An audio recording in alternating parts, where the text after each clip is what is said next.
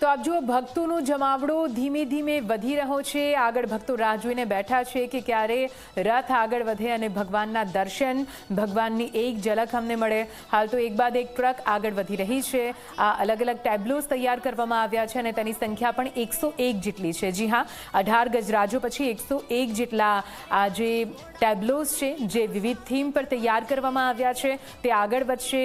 તે બાદ ભજન મંડળી, 30 જેટલા અખાડાઓ છે તેઓ આગળ વધશે અને છેલ્લે ભગવાનના રથ, ભગવાન ભાઈ બલભદ્ર, ભગવાન જગન્નાથ અને બહેન સુભદ્રા, આ ત્રણેયના રથ ધીમે ધીમે આગળ વધશે અને ભગવાન સામેથી ભક્તોને દર્શન આપશે। જો કે સુરક્ષાને લઈને પણ ચાંપતો બંદોબસ્ત કરી દેવામાં આવ્યો છે। સતત સ્ક્રીન પર આપ જોઈ રહ્યા છો કેવી રીતે આ રથયાત્રાના અલગ અલગ ભક્તિમય રંગો સામે આવી રહ્યા છે। વાતાવરણ હાલ તો જય રણછોડ માખણ ચોળના નાદથી ગુંજી ઉઠ્યું છે।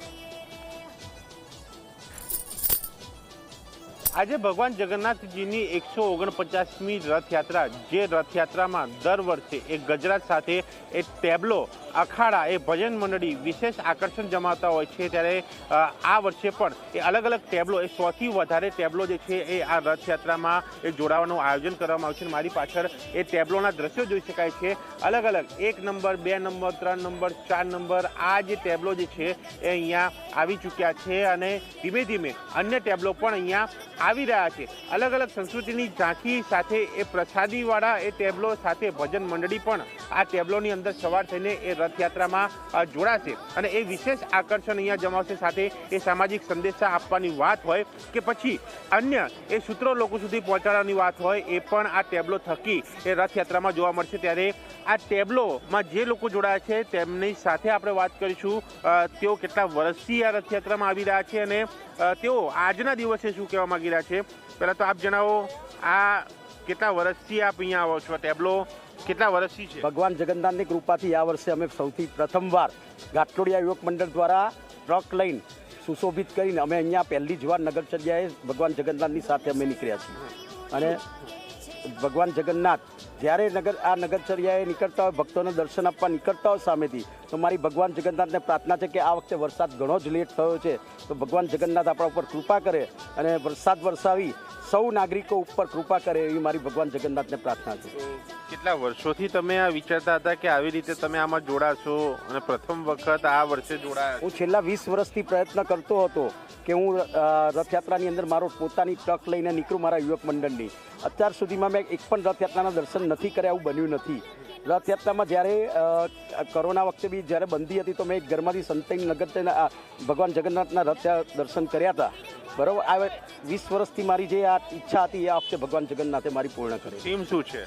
થીમમાં મેં આ વખતે ઇવેન્ટ થીમ રાખી છે અને એમાં ઘંટ લગાવીને ભગવાન જગન્નાથને જગન્નાથ થાય, બરાબર, એનો નાદ થાય એ રીતનો અમે ઘંટ લગાવીને એવી રીતે ઘંટની થીમ રાખીને અમે આવેલા છીએ। અચ્છા, આપનો ટેબ્લો કયો છે? શું થીમ છે?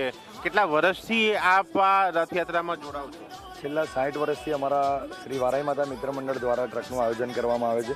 149મી રથયાત્રામાં ભગવાન જગદીશની આ રથયાત્રામાં અમારા મિત્રો દ્વારા, અમારા મંડળ દ્વારા એક રામાપીર ઉપર અમારું એક આયોજન હતું કે અત્યારે જે રામાધણીનું જે ચલણ ચાલ્યું છે ભગવાનનું, એ પ્રમાણે અમારું આયોજન હતું કે આપણે બધા છોકરાઓના મતે કે આપણે આ રીતનું ટ્રકનું આયોજન કરીએ। તો છેલ્લા 60 વર્ષથી અલગ અલગ વેશભૂષાનું અમે આયોજન કરીએ છીએ, જેમાં એસોસિએશન દ્વારા સારી વેશભૂષા, સારા ડેકોરેશનને ઇનામ આપવામાં આવે છે।